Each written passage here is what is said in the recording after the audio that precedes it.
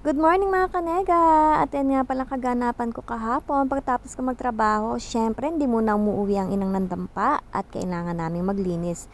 At yan nga pala, every Tuesday nga pala, naglilinis kami dyan. Ayan.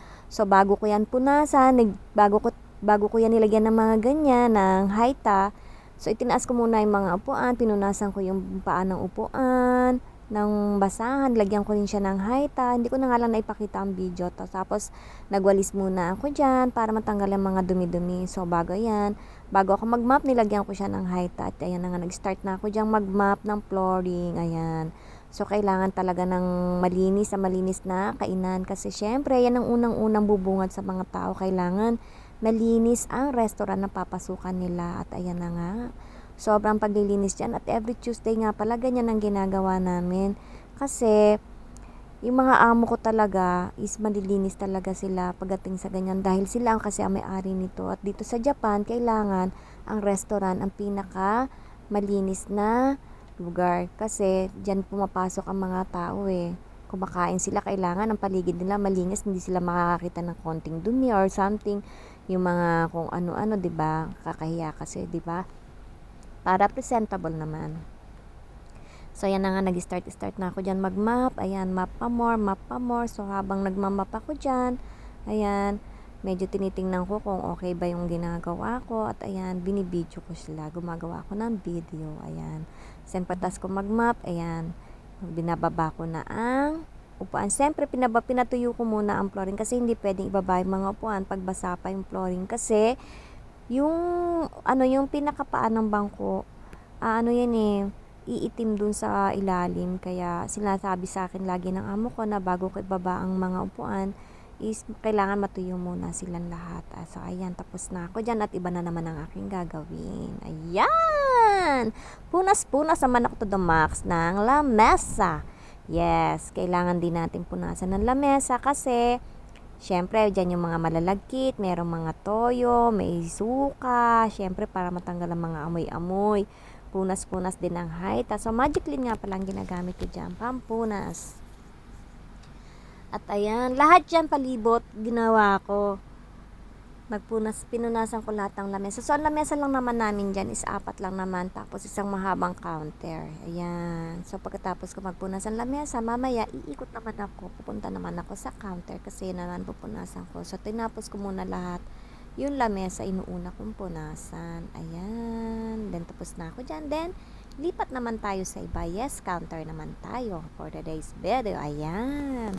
Punas-punas naman ako sa counter. Ayan. At nandun nga sa loob yung mag-asawa. Kasi pa naglilinis kami, yung mag-asawa doon sa loob. Sila naglilinis doon at dito naman ako sa pinaka-hall. Ako ang naglilinis ng hall dito sa labas. Ayan. Pag sinabi sa hall, ako ang lahat na may sakop niya.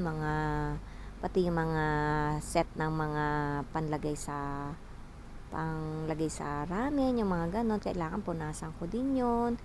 Ayan, kailangan linisan ko yun yung counter. Kasi yung yung restaurant namin, maliit lang siya pero maraming tao. Always puno yan. Talagang sabihin mong maliit lang siya sa pag nakita mo pero palagi yung puno. Nakakapagod din naman kasi lagi maraming tao. Ayan, dinadayo din siya ng malalayong lugar. Minsan pumupunta dyan para kumain lang ng aning ramen kasi masarap naman talaga ang ramen namin dyan sa Pirika, lalo na ang gyoza. Talagang recommended ko sa inyo, napakasarap po talaga niya mga kanega.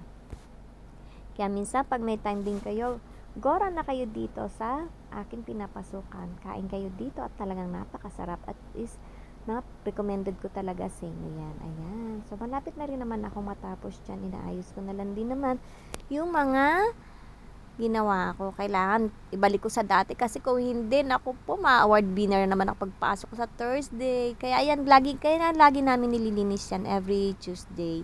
Kasi para pagbalik namin ng Thursday is malinis na siya, wala ka nang masyadong gagawin. Kung yung meron ka man natira, yun na lang ang gagawin mo din para makagawa ka pa ng ibang bagay. Kasi pag Webes, marami kaming gagawin. Minsan, andyan yung magagawa kami ng gyoza, magagayat ng mga kung ano-ano. So, marami pa akong gagawin. Kaya ayan naman, pagtapos ko nang magpunas ng mga counter at ng mesa, ginawa ko naman yan. Pinunasan ko rin yung mga lagayan ng chopstick. Kasi alam nyo, 'di ba, yung bakat-bakat ng kamay, naandyan kasi kaya parang ang pangit-pangit naman tingnan. Kaya ayan, pinunasan ko na rin siya ng Magic Clean at saka ng basang-basahan at saka ng tuyong basahan. Pati na rin yung lagayan ng mga pan-toppings, yung mga pamenta, yung mga suka, toyo, at saka yung sili. Ayan. Pinunasan ko na rin silang lahat yan para sa susunod na balik ko, konti na lang gagawin ko, makagawa naman ako iba. At ayan na nga ang finished product ng aking mga lininisan at ayan ang finished product ng ginawa ng aking mga amo. At ayan na nga ang Marian Rivera ng Oizumi, ang aking Madam Ops. Umaura pa talaga ng bonggang-bongga. Ayan. So, siya ang may-ari nga pala ng aking pinapasukan. Siya yung sachu dyan at yung asawa niya. So, thank you always palagi sa inyong mga kanega sa ipanonood ng aking mga video at maraming salamat at please pa-like and pa-share na din po ng aking mga video. Maraming salamat. Andiyan ang kanega nyo at meron pansalong pa sa likod. So, hanggang dito na lang. Happy watching. Thank you so much. Bye!